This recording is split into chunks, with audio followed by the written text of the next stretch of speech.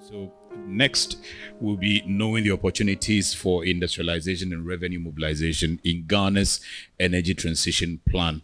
It's going to be presented by Dennis Asare, who is a senior research associate with IMANI Center for Policy. Let's put our hands together and welcome Dennis as well.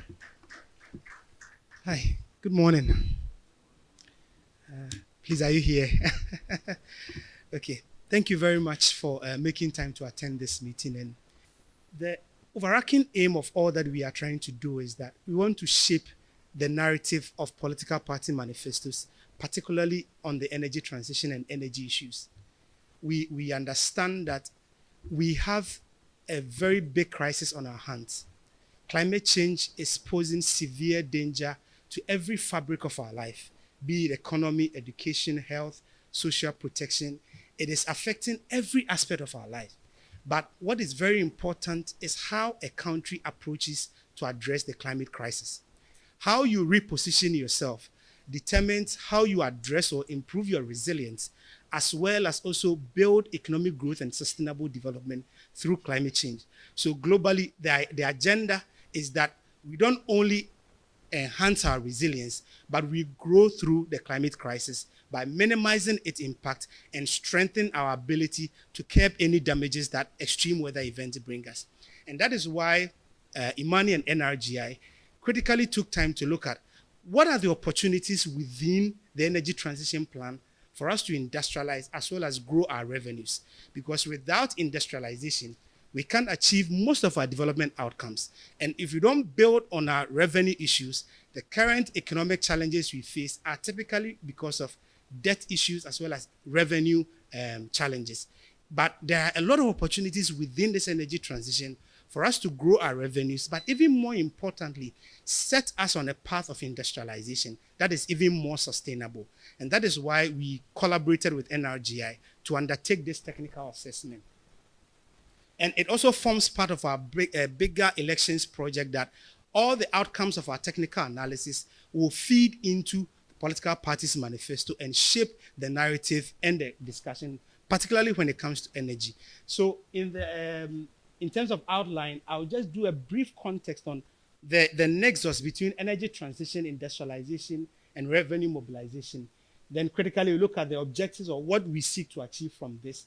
But I'll also do a little detour around Ghana's economy in perspective to look at why our economy or our current economic situation is even much more important for the energy transition conversation.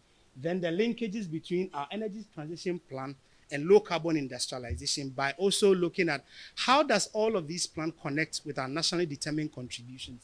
Then we also look at the opportunities and constraints within the low carbon industrialization we want to achieve. And even much more importantly, what are the opportunities in there for domestic revenue mobilization? Then the conclusions and the way forward for the next the deliberations that will come after the presentation. So generally, across the globe, what we recognize is that climate change is accelerating at a very, very fast pace. And we see that the efforts to address climate change is not commensurating the pace at which climate change is moving. Emissions, we are struggling to curtail emissions, and country strategies to control CO2 or broader greenhouse gas emission to address climate change is not working effectively. And so we see that global temperatures are rising very sharply, and 2021-22 was adjudged one of the hottest years, at least in the last 50 years or in a century. And that is because the trajectory of greenhouse gas emission has become even much more higher this time around, and the pace at which the temperatures are rising is even much more heightened this time. And so what you see in this diagram is that after the Paris Agreement in 2015, countries started making pledges, and sub-regional bodies also started making commitment, and that is why we have what we call the nationally determined contributions. Now, recent analysis shows that if every country should even meet all their NDC targets, we still would not achieve the Paris Agreement, which means that the existing strategies that we are using to address climate change are not ambitious enough. And so if you put all the pledges and targets that have been made by countries and regional bodies together, we will still not achieve this level all that we are doing across the globe is to bring global temperatures below 1.5 degrees Celsius. But if you focus on only policy actions alone that have been committed by countries across the globe, it wouldn't get us to that target.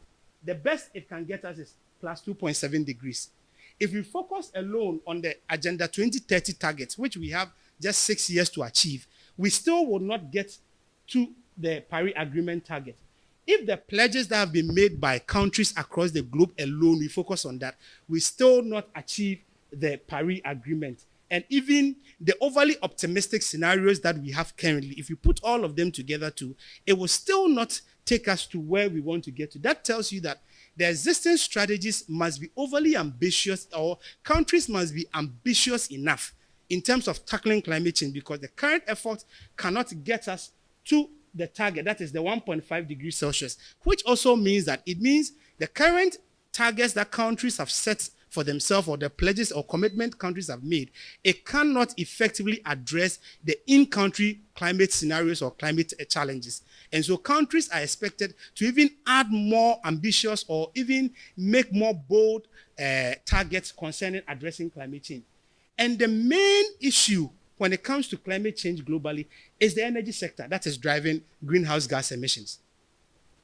And so the way we produce and consume energy has become very, very important, because 73% of global greenhouse gas is coming from the energy sector. And when we talk about energy sector in climate conversations, it includes building and construction, transportation sector, electricity production, even energy use within buildings, and energy efficiency issues also come into the energy sector. So it means that the way we are producing and consuming energy is the main driver of climate change, or the main driver of greenhouse gases, which then drive climate change.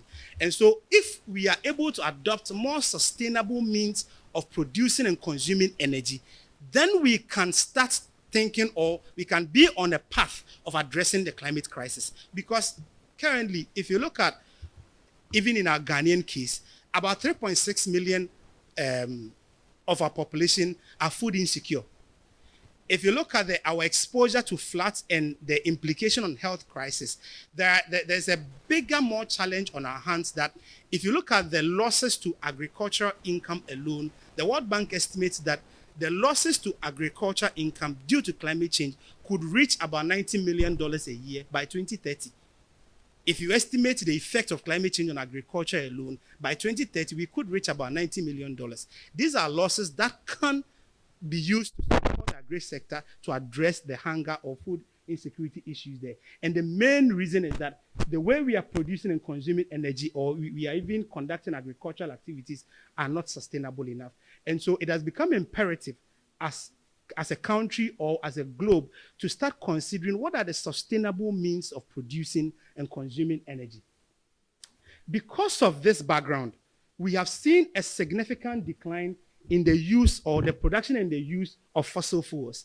And so you see that in terms of these scenarios, you see that all the scenarios for fossil fuel consumption and utilization is declining, because we must address the extent to which we use fossil fuel, or reduce significantly the amount of fossil fuel we use. That's why at COP, the recent COP that we attended, we realized that one of the key objectives that we are looking forward to is setting a target when we will stop using fossil fuel. But what came out of it is that we substantially minimized the production and consumption of fossil fuels, and the scenarios are showing in that direction.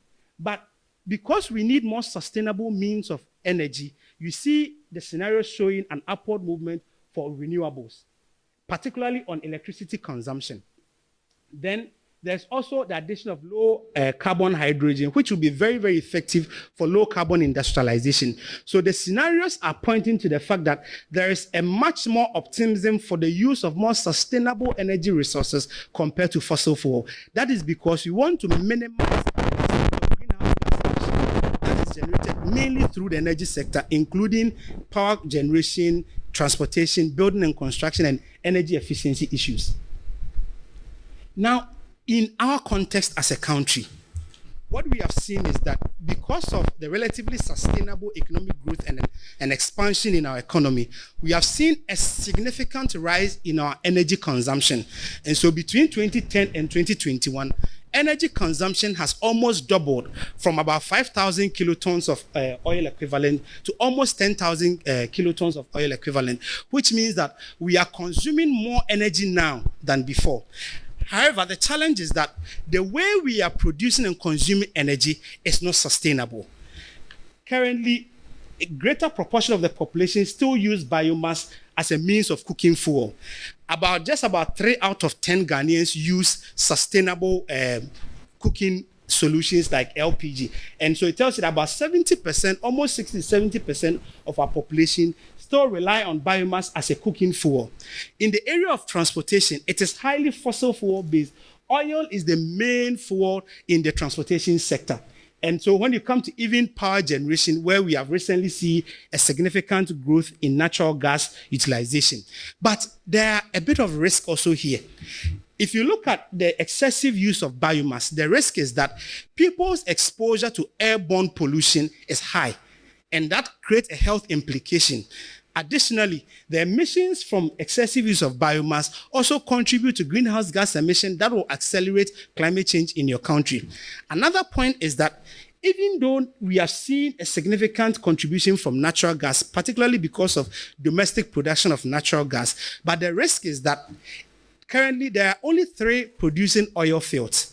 If by 2026 up to 2030, no new fields are added, the production from these sites have started declining. They've actually reached their peak and they've started declining, which means that by 2030, if no new additional fields are brought on board, it means the natural gas that we receive from these producing fields are going to decline. And that will put us into fuel insecurity, which will now affect or even worsen the power crisis. And so even though natural gas is relatively cleaner, there's also a supply risk. Government is also thinking about bringing on board LNG, that is liquefied natural gas. But the risk is that LNG is relatively expensive compared to the natural gas that we have now. And so if we bring on board LNG, what it does is that if you pass through the cost of the LNG into your end user tariff calculation, you are going to have relatively higher end user tariff. And that is the risk that we face. And so what this means is that the way we are producing and consuming energy is currently not environmentally sustainable. Secondly, it also doesn't address what we call the energy trilemma. The energy trilemma is that every energy policy is seeking to ensure secured and affordable access to energy. That means that energy should be reliable and it also should be affordable. If you look at only the electricity sector, every year, if you look at the recent ECG report, consumers have about 47 to 56 interruptions within the urban and rural communities. But the benchmark is actually 6 interruptions in a year. If you look at the PURC benchmark, it tells you the unreliability in terms of energy access and utilization. Again, beyond secured and affordable access to energy, what you also want to achieve is environmental sustainability. How does my energy sector contribute to protecting the environment? Then the last one is that how does my energy sector also sustainably contribute to economic growth?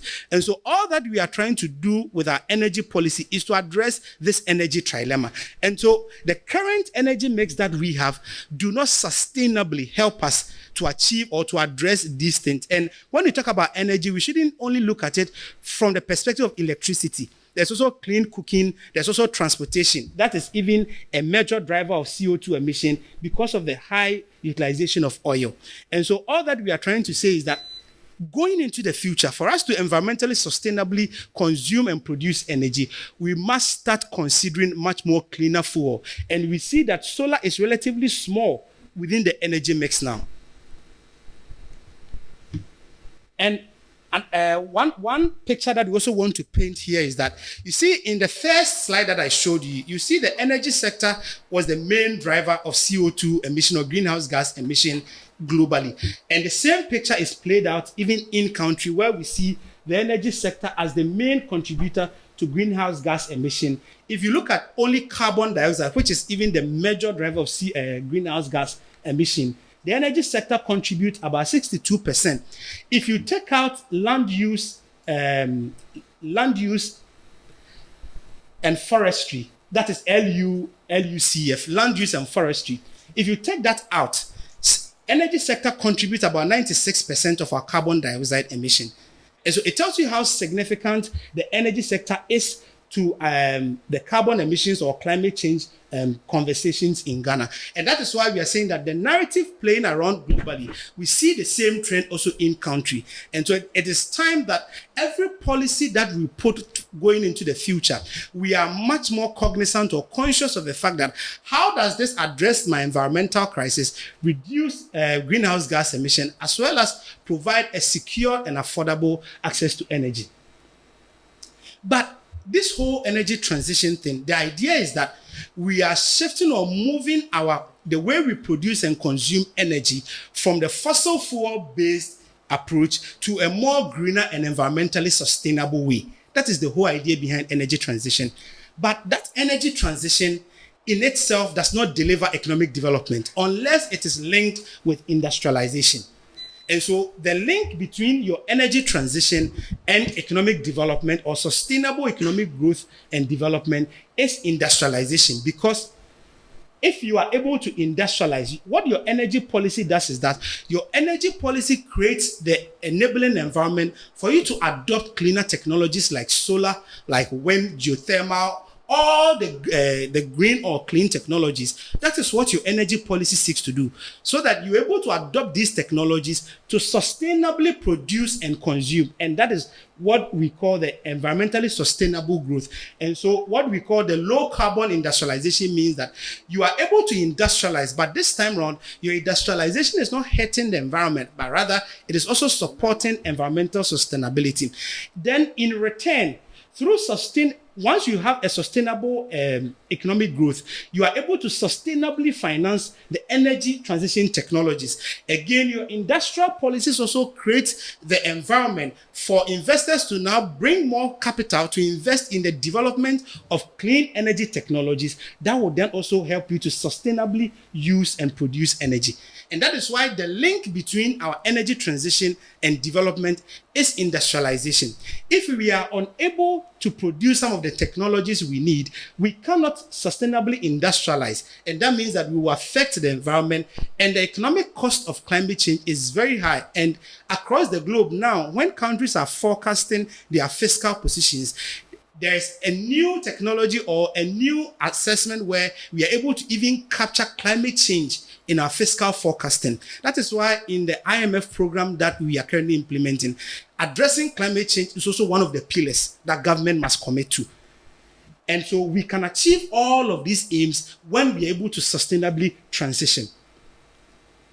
So the overarching aim of all that we are doing is that we want to examine Ghana's energy transition plan in the context of our low carbon industrialization. What are the opportunities for us to industrialize through this? Because we have established that without industrialization, you can't benefit from the energy transition. Then what are the existing policy and institutional gaps that need to be addressed? And as I showed in this diagram, your energy policy, trade policy, and industrial policy are critical to how you even transition. And so what are the existing gaps, and what are the feasible approaches that we can deepen the linkages to ensure that we transition sustainably and also in a more durable way? The approach that typically we use at IMANI is that beyond the technical analysis that we do, we also do what we call political economy analysis. What the political economy analysis does is that we are cognizant of the fact that for you to achieve any policy goals, it is dependent on the openings or the entry point within your political policy making process. What is the extent of support within the political administration setup? What is the ability of the government to actually implement some of these policies? And also, to what extent does the existing decision makers have the authority to actually drive policy changes to accelerate you on the path of energy transition? So the analysis that we do are not only cognizant of the technical analysis, but also pay attention to what are the policy entry points to achieving all of this. And so that is what is depicted in this approach that we use. So we ask one main question: how can Ghana industrialize and increase domestic revenue mobilization through the energy transition? And we do a technical analysis of the energy transition itself. Then we also look at what are the structural factors, the institutional, and the key actors we must collaborate. among that determination of the actors, you must collaborate to achieve this. Is why we invited you in this room to also collaborate and partner us in the advocacy for government to be more cognizant and focused when we are preparing our manifestos to start thinking of the energy transition. But we did a small detour to look at our current macroeconomic situation for a reason. The reason why we did that is that currently we all understand that we are facing a severe macroeconomic crisis occasioned by both external factors as well as internal weaknesses in our fiscal management. One important thing too is that we've seen that revenue generation is relatively low compared to our peers in the sub-region, and government target is to reach at least about 16 to 17% of revenue mobilization, tax to GDP ratio. But currently we are doing the latest figure puts us around 13.5, 14% of GDP. That tells us that currently we are not mobilizing enough revenue to address our fiscal issues. And because of these macroeconomic challenges, and you see inflation rise and currency depreciation, at least as at last year, between last year and this year, the currency has depreciated by almost 26%. And so all of that has an implication on your ability to even accelerate your energy transition plans. But the reason why we brought this data is that because of these issues, because of these macroeconomic challenges, industry, which is a key contributor to our GDP, has been affected. Because of the macroeconomic challenges combined with the effect of COVID on our economy, you see that industry, that is the red bar, you see that during the COVID time, it declined so sharply because of the impact of COVID on industrial and global supply chains. But post-COVID, you see that all the other sectors have been able to at least grow sustainably. But industry has still not been able to pick up strongly. And because of that, what that means is that industry is at least one of the sustainable means of creating more jobs in your economy, aside the service sector. But if your industry is also not growing, then the risk to job creation, as well as even producing goods for your economy and addressing all the macroeconomic risk, is also high. But when you delve deep into this industrial decline, you see that this is the overall industrial decline. And this blue bar is for mining, and this is our GDP growth. And we see that anytime the mining industry performs relatively poorly, it affects overall industry. And so that's why we brought this figure here, that the energy transition, it is going to create a huge demand of critical minerals in our mining sector. And when that demand, because that demand has been created, there are opportunities for us to use our energy transition by accelerating our search and production of critical minerals. Through that, we can boost the performance of our industrial sector.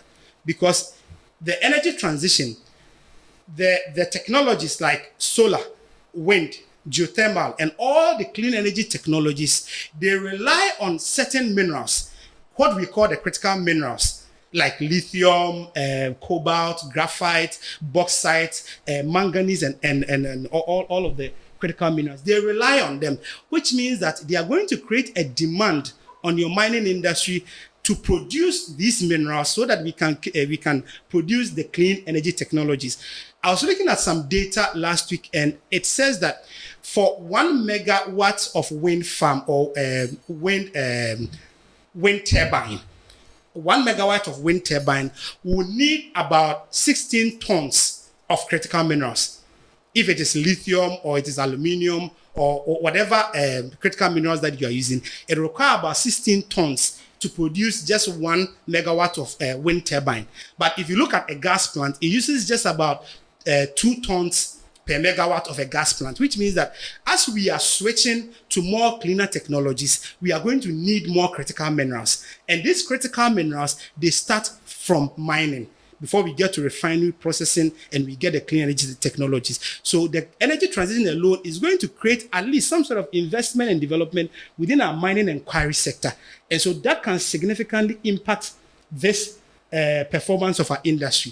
Again, the revenues that come on board too has an implication on our domestic revenue. Mining contributes significantly to our tax revenues. And so through the energy transition, there are significant opportunities for us to boost key sectors of our economy, mainly or particularly the industrial sector.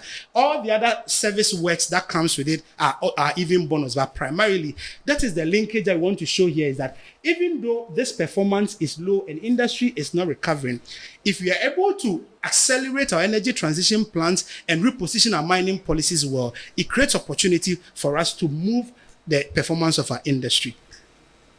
Broadly, this is the country's strategy by 2060. This is what the country seeks to achieve.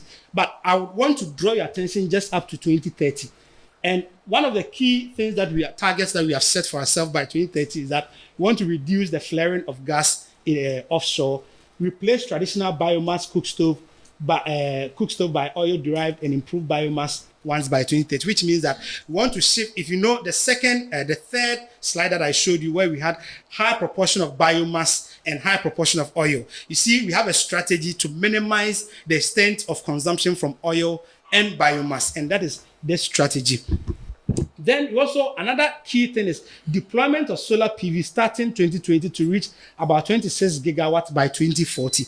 And so by 2030, these are our major strategies that we want to achieve in the energy transition plan. And that is, we will be able to achieve this if you're able to reposition our energy policy, industrial policy, and trade policies well to favor the energy transition. That is why this is very important going even into manifesto crafting and the elections. And this energy transition goals that we want to achieve, they are anchored around these 6 technologies. That is electrification and renewables, carbon capture and storage. Carbon capture and storage means that we know that as we keep producing, at some point in time, because we are not going to do with zero oil or fossil fuel, there will still be CO2 or carbon emission. And so how do we capture that carbon so that it doesn't get into the atmosphere? Those are the carbon capture and storage technologies, so that even if your industries are working, you are able to curtail the amount of carbon that is emitted into the environment. Then low carbon hydrogen, which could in the future be a substitute fuel for the residual fuel oil being used in the industrial sector. Then battery electric, switching into battery. Currently, we have electric vehicles and even battery storage technologies for our solar technologies. Then clean cooking stoves, as well as negative emission technologies. What these negative emission technologies are is that these are activities that significantly do not contribute to addressing CO2 emission, but their presence alone is able to hold the emissions of greenhouse gases into the atmosphere. And so going into the future, this is how the emission trajectory looks like. We're still going to see that transportation will dominate CO2 emission. And so if we are able to transition and accelerate the use of electric vehicles, then we address the extent to which transportation will shape our emission. But the ultimate goal is that we would be able to reach at least net zero by 2060. For us to get here, it depends on one, your industrialization policy, your energy policy, and your trade policy. How does all of these things create the enabling environment for clean energy technologies to be adopted? And so what we also try to do is that Ghana has set a lot of targets for ourselves within our nationally determined contributions. And that is our ultimate strategy for achieving the target we've set for ourselves, or greenhouse gas emission reduction by 2030. So the nationally determined contributions is Ghana's own approach of contributing to the achievement of the Paris Agreement targets. The challenge is that we are unable to sustainably finance our NDCs.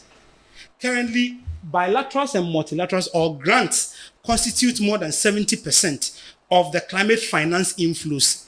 If you focus on monies that came purposely for financing climate change, about 72% of them came from bilaterals and multilaterals, which were typically grants. But in the global picture, grants are only 5% of climate finance, which means that they are not sustainable means of financing your climate action. But the good thing is that with the energy transition strategy, we are not only achieving the energy transition plans and goals, but we are also achieving the goals we've set for ourselves in the NDCs. That's the nationally determined contributions, Ghana's contribution to the Paris Agreement. So that is the beauty of our energy transition plan. If we are able to focus and achieve the goals in the plan, we are not only achieving that strategy, it also helps us achieve our contribution to the Paris Agreement. And this is the diagram depicting the linkages between our energy transition plan and the nationally determined contribution. And so under electrification, we see all of these strategies in our nationally determined contributions. Under carbon capture and storage, all of these are the targets we set for ourselves in the nationally determined contributions, and they align to some extent perfectly with the energy transition plan. So achieving energy transition is so important to every aspect of our development going into the future. I've already spoken about this. But in our research and analysis, we have arrived at this hypothesis, and it is so important that across every country that is doing well in the energy transition, we see this strong linkage there that for you to industrialize through the energy transition, there are only two main pathways. Yes, there may be other approaches, but the two core pathways that countries have adopted is that either you build downstream industries to participate in the value chain in low carbon technologies. Low carbon technologies, for example, is solar, wind farm, geothermal, electric vehicle, and all of that. The only way you can industrialize is that one, either you build downstream industry. That means that you build value addition industries along that value chain. So if it is bauxite, what you can target is that my aim is not only to produce bauxite, but I want to produce aluminium, which constitutes about 80% of the critical minerals that go into solar PV production. That means that you are building critical downstream industries that helps you to participate in global value chains. There is a great demand for solar PV or clean energy technologies. And so how you industrialize through the energy transition is by building those sub-industrial value chains along the line so that you are participating in global chains, because Europe and America are seeking mainly to diversify their demand for clean energy technologies from China.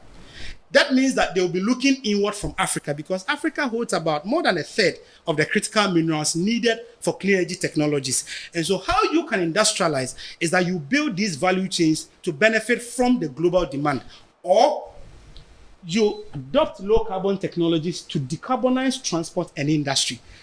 Transport is one of the main drivers of our CO2 emission.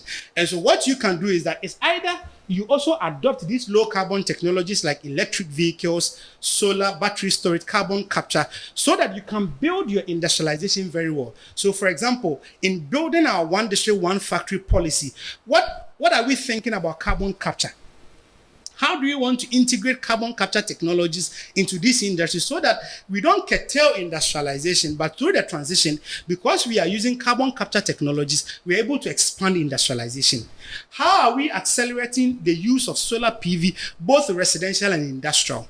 How are we bringing on board something like blue and green hydrogen into our industrial fuel mix? So it's either you are adopting clean energy technologies to accelerate your industrialization, or you are actually building the downstream industries so that you participate in the global value chain. That is why today, China is one of the leading players in global value chain when it comes to clean energy technologies, because they have built these downstream industries to participate in those global value chains. And I think last year alone, China exported almost about, I think they invested about $40 billion into their solar PV sector alone. Currently, they are, I think, among one of the largest producers of electric vehicles, and now there's even a surplus of electric vehicles in China. What they are doing is that they are building these industries, and what that means is that you are creating jobs. Because if you are only importing these technologies, what you do is that you are also exporting the jobs. But if you build these downstream industries, you create the jobs locally, and you expand your economic development. And these are the two ways that you can industrialize through the energy transition. But we try to look at the existing institutional and policy framework, and the risk is that currently, none of our policies and frameworks are cognizant of the energy transition technologies or low carbon industrialization. It means that we are talking more about it, but in terms of real work that will create the enabling environment for people to invest into our low carbon industrialization, much has not been done. And so we picked the Renewable Energy Master Plan, and its broad target is to achieve about 10% renewable energy by 2030. But in terms of how we are linking this renewable energy, increase in renewable energy in the energy mix to low carbon industrialization, it is unclear. Even though there are some investor promotion conditions within the master plan, by the extent to which we are linking let's say, our bauxite value chain to our renewable value chain. That is the missing link. We don't see that link between, even we know that aluminium is the key resource in solar PV production. Our main target, when Ghana says it wants to increase renewable energy, its main focus is on solar. But what are the policy linkages between your bauxite strategy and your renewable energy targets? How are you going to get the solar PV panels? Are you going to import them or produce them domestically? That is the missing link that we've not achieved. Secondly, currently, the industrial policy that we have does not have any mention of low carbon industrialization, because at the time that that policy was even developed, the efforts on, or the campaign on climate change was not that really high. And so in terms of conceptualizing the industrial policy, we were only focused on job creation, productivity enhancement, and economic growth. So our current industrial policies are not cognizant of the energy transition as well as low carbon industrialization. Then similarly, you see that in the Renewable Energy Act, there's very weak linkage between that and low carbon industrialization. Even the opportunities available for investors in there really focus on establishing maybe clean technologies to produce electricity. Then in our national climate change policy, we don't see a link between that policy and low carbon industrialization. And the effect is that your policy sets the regulatory or the let me say, the management or the investor framework for capital injection into that sector. And so if your existing policies are not critically focused on low carbon industrialization, you don't send a positive signal of the country's readiness to transition into some of these clean technologies. And so we have a patchwork of several policies, but they have not been aligned to critically focus on low carbon industrialization. And as I initially mentioned, the global energy transition is driving a high demand for critical minerals. And so we look at some of the clean energy technologies, and the darker the should I call it circle or ball? The darker the ball, it tells you how dependent that technology is on that critical minerals. And these are critical minerals that we need to produce the technologies that will help us transition. What I'm trying to show here is that we need these technologies to achieve our energy transition targets. But for you to produce these technologies, you need these minerals. And so you see that solar PV depends highly on copper and aluminum than on zinc, lithium, and cobalt. And you see that wind farms also depend very highly on copper, zinc, and a bit of nickel and RES. Then we have PGMs as well, then cobalt as well. Then we have, if you look at even nuclear does not really rely on some of these critical minerals, but at least there is some level of copper that you will need to build all of these reactors and stuff. Then we have hydrogen, which also need a bit more of nickel. So what I'm trying to show is that all of these technologies that we need to drive our energy transition, they depend so much on these critical minerals. And the advantage is that we have, before even we get to the advantage, is that because the global energy transition relies on these minerals, you see across the globe, countries are developing strategies to get these minerals. And so we try to map some of the existing strategies countries are implementing. And you see that if you look at even the Inflation Reduction Act alone, it makes a lot of provisions to support the adoption of these clean energy technologies. At least in Europe, there is a Green Deal industrialization plan, as I already mentioned. How are your industrial policies aligned even to the energy transition? Then we also see some countries even have a Critical Mineral Act, noting that they have a law in place that is seeking to accelerate how much of these critical minerals that they can get to produce these clean energy technologies. Then even in Canada, we see that recently they have what we call the critical mineral strategy.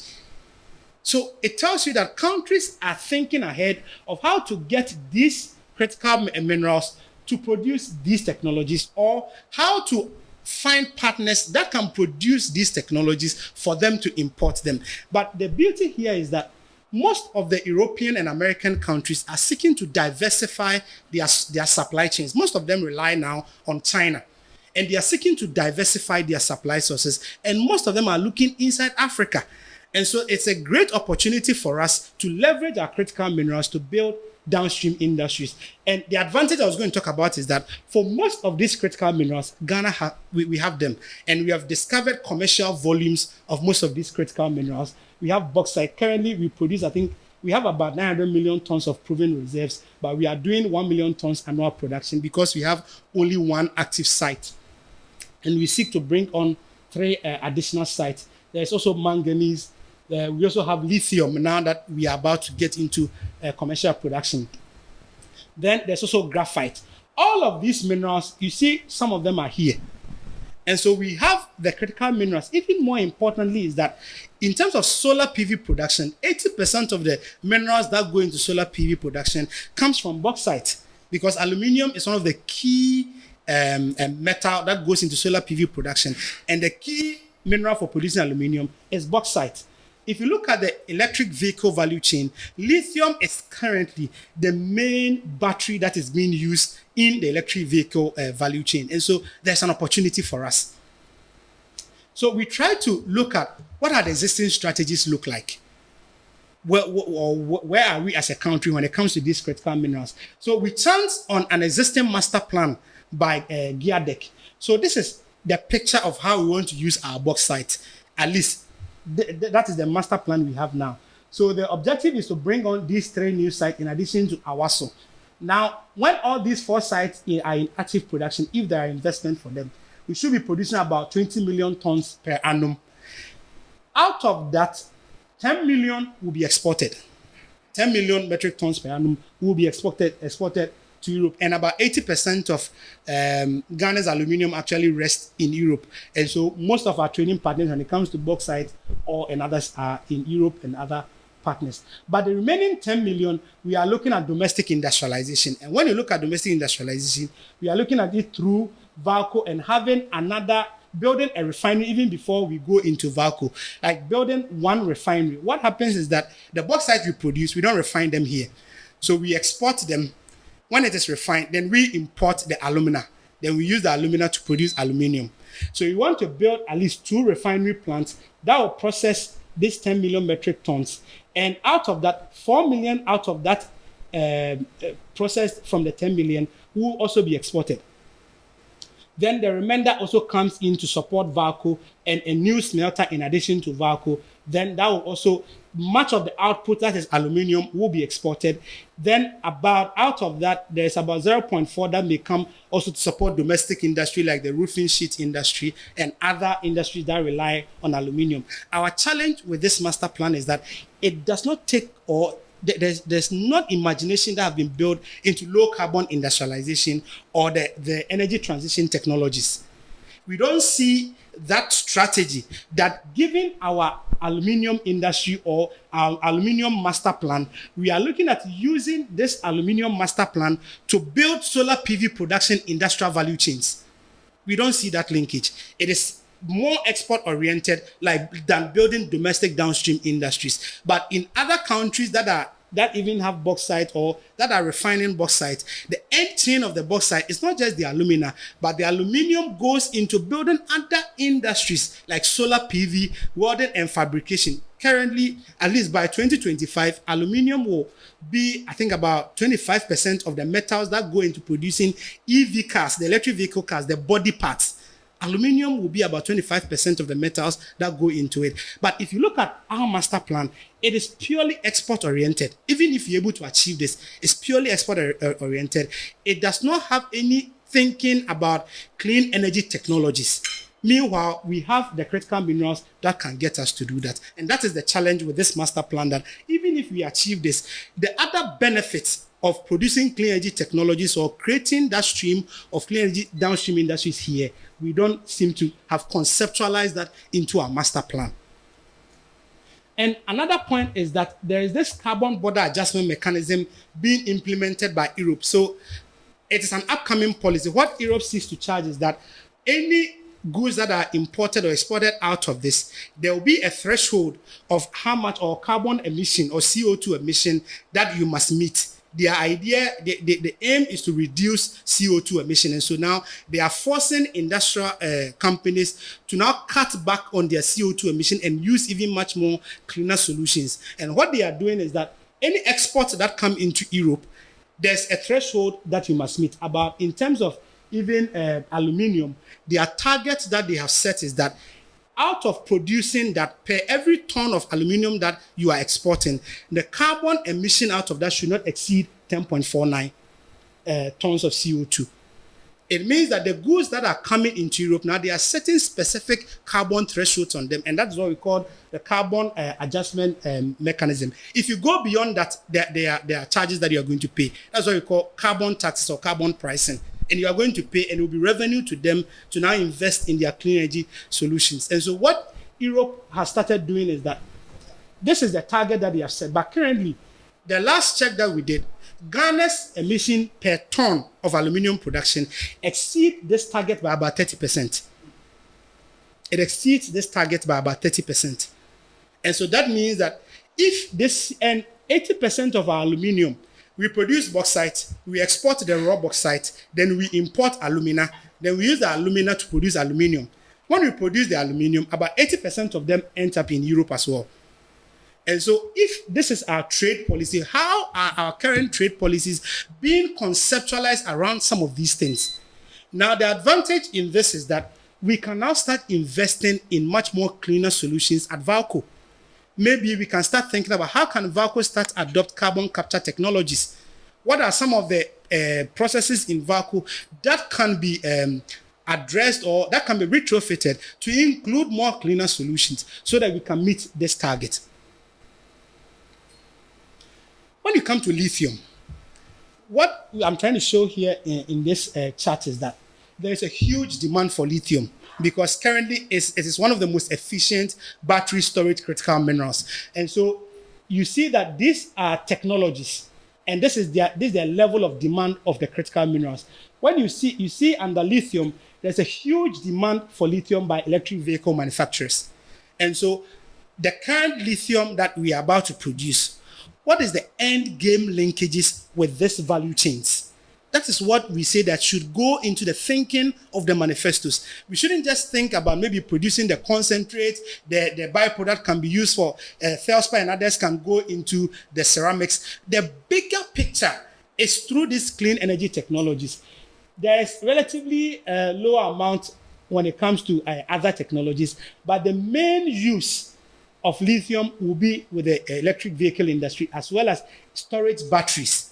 And so what we are trying to say is that across these main metals that are currently reigning when it comes to critical minerals and clean energy solutions, lithium is the one that is in higher demand until another technology comes up and overthrows lithium. But currently, lithium is the one that is really leading in terms of demand when it comes to clean energy technologies. The challenge with lithium is that there is high price volatility. If you export only the lithium concentrate, the prices are largely unstable. And so we try to map the price, at least the last 6 years, how the price pattern has seen. You see that it started relatively lower in 2018. It took up higher demand for it, growing up and up and up. By 2022, you see the sharp decline. That is the sharp decline. At least the price for lithium, the spodumene concentrate that we have in Ghana, its price reached as high as almost $80,000 per ton by the beginning of, I think by the end of 2022. But by the beginning of 2024, it has declined so low to about $16,000 per ton.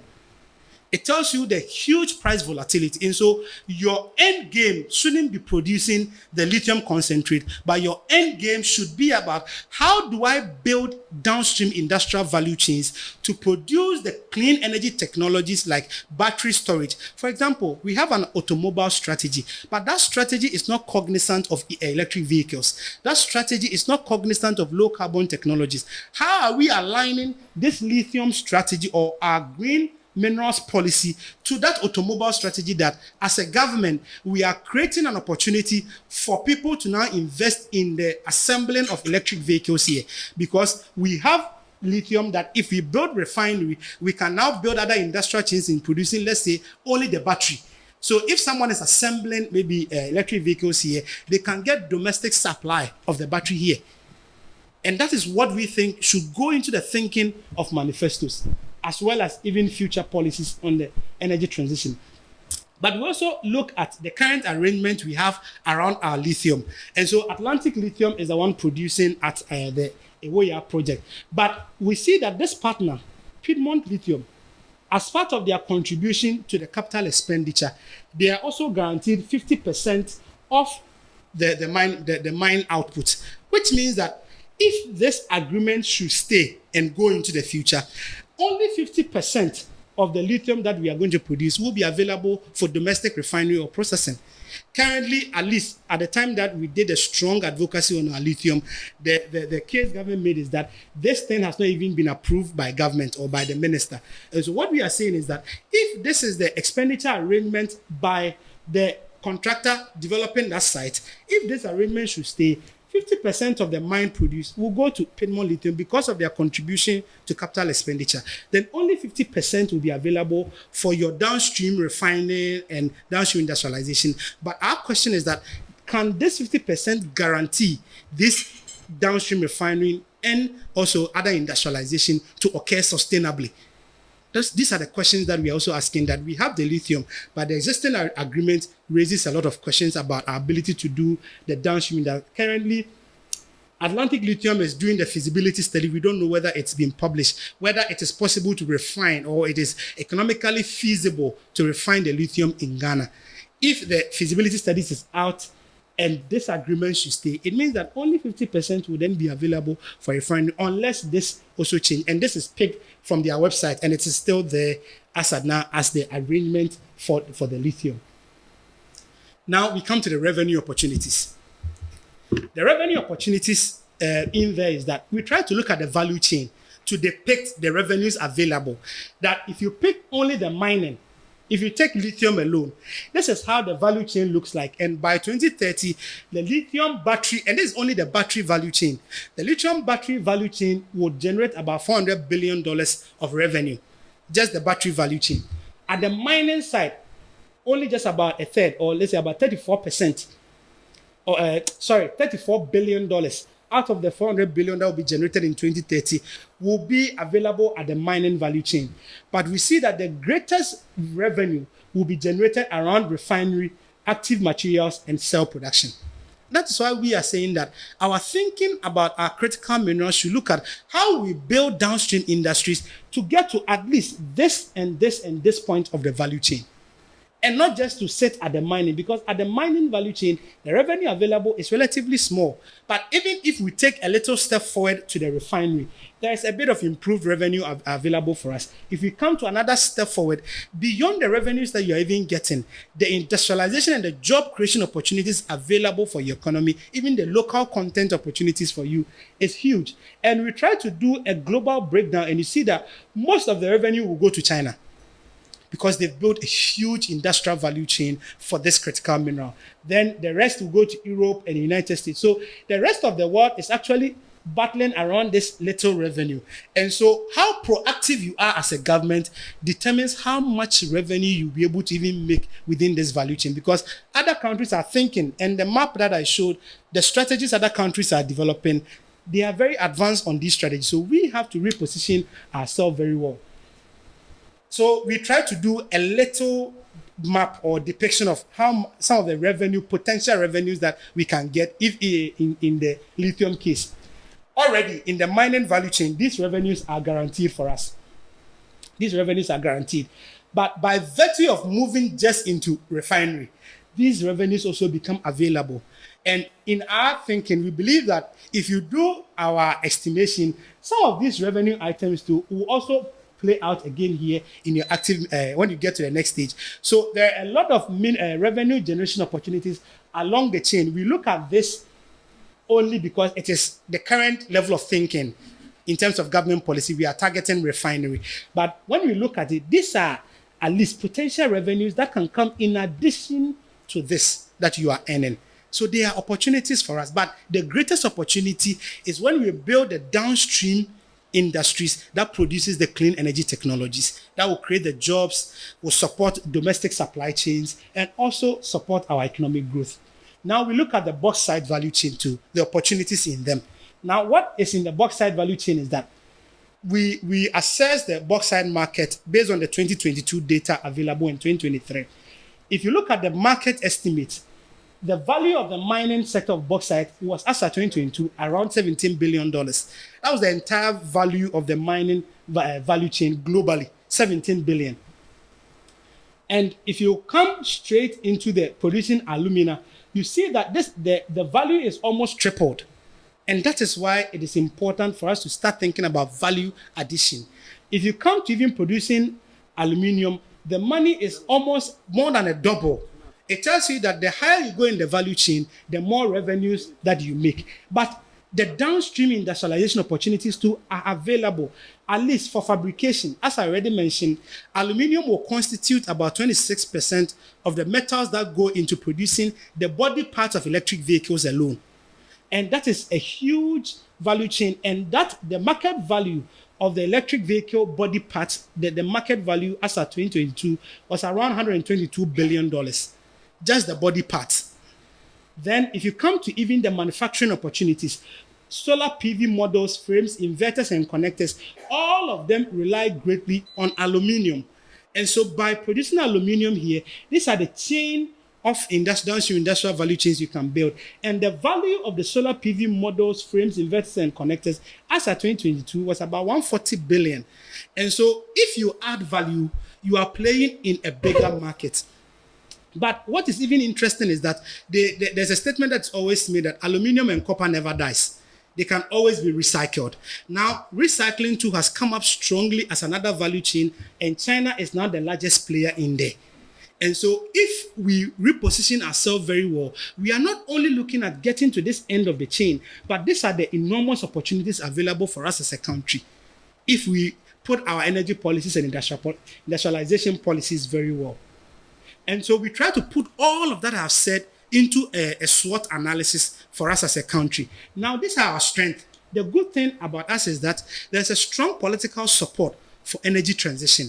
If you look at the COP that we attended, most of the conversation there was on pushing Ghana's energy transition plan and the investment strategies that we have.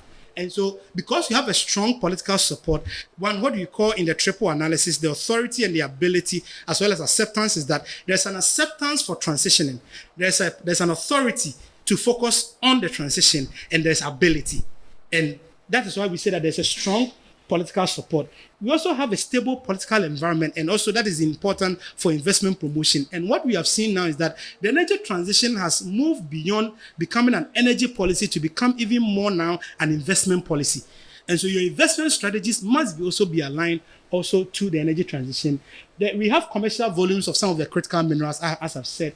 There's a strong policy support for mineral value addition. The current lithium debate that went on, you see that government was constantly saying that we want to add value, we want to add value. So there's that strong support for that. Then we have a robust mineral fiscal regime to at least capture some value at the mining level. But at the mining end of the value chain, the revenues there are small. We must come to the higher end of the chain. The opportunities is that there is a supply chain diversification. Most of the countries that are producing the clean energy technologies are seeking to diversify where they get their raw materials for, and they are looking at Africa. And so if we are able to get into higher ends of the chain, for example, aluminium, China is the largest producer of solar PV. China may import aluminium directly even from Ghana. Europe may import directly aluminium from Ghana. And so what we are saying is that Ghana must reposition itself in the global value chain and benefit from the opportunities in there. There's also the geopolitics in there, and the geopolitics will go to the benefit of Africa. Some countries like DR Congo that have huge amounts of cobalt, Zimbabwe that have huge volumes of lithium. If they reposition their policies well, this thing will go to their advantage. Then there's ambitious climate action targets. The first slide I show you saw ambitious climate targets. Now, in the upcoming COP, that is going to be COP 28 or 29, COP 29. In COP 29, they are expecting extremely even more ambitious strategies. And the more countries set ambitious targets and policies, the greater the demand it creates for clean energy technologies, and the greater the demand it creates for the critical minerals. But the weakness in our system is that there's a weak infrastructure development to even connect these mining sectors to the industrial value chains. And that's one of the main challenges in the bauxite industry. At least doing the railway infrastructure to build the bauxite industry has been one of the major challenges. So even if we think about refinery, the infrastructure needed to actually get us there is not available. Then policy misalignment. Our industrial policy does not even have a single mention of low carbon industrialization. Then poor infrastructure to support value addition and unstable macroeconomic environment. Now, when people are forecasting investment, they consider your macro environment as well in their forecast. And so if this unstable macroeconomic environment persists, it may also delay the investment we need in our energy transition. But the threat here is that price volatility is very high. As I showed you with the lithium, that's the same also for aluminium and the other critical minerals. They are available, but their prices change a lot. And so you must start thinking about how I add value to avoid this price volatility. Then inconsistencies in policy implementation. The current energy transition plan we have, it is not embedded in law. It is only a strategy. If there is a change of government and the government also conceptualizes energy transition in a different way, that means that it will lead to revising the current strategy that we have that we are selling to the world. So that kind of inconsistency in policy implementation, we've seen a lot of that. And now that's one of the reasons why the Renewable Energy Master Plan, at least for me, it has lagged in terms of achieving its objectives. So that is one of the threats. Then the weak infrastructure base. In a nutshell, what we are saying is that our economic growth and development can go hand in hand with the energy transition. Two, Ghana is endowed with the critical minerals we need, but we need the right policies to convert them into opportunities. And we must, most importantly, prioritize value addition before we can create a downstream industrialization. And so the 5 key recommendations that we make to political parties all the time when we engage them is that we must develop and implement a green industrial strategy. What it does is that it kind of builds low carbon industrialization in your broader industrial policy. Then we must enhance the infrastructure development so that we can convert these critical minerals into the opportunities that are available. And we must develop a targeted policy to support specific clean energy technologies. If we are targeting solar PV adoption, let's create the enabling environment for its production and even adoption. Then let's align the green minerals policy. We are told this is there, but it is not yet public. But even if it is there, the green mineral policy should not only focus on how we can mine critical minerals, but how those critical minerals are converted to downstream in industrial value chains to produce clean energy technologies. But above all, we also must deepen research, innovation, and development in the manufacturing of clean energy technologies. As these technologies are coming, they come with special skills. It means that we must enhance the human capacities we have so that we can convert all of these opportunities into stronger economic growth and industrial development for us. So thank you very much. I know I've spoken a lot. I know, Pa. So thank you very much for paying attention and listening to me. Thank you. Yeah.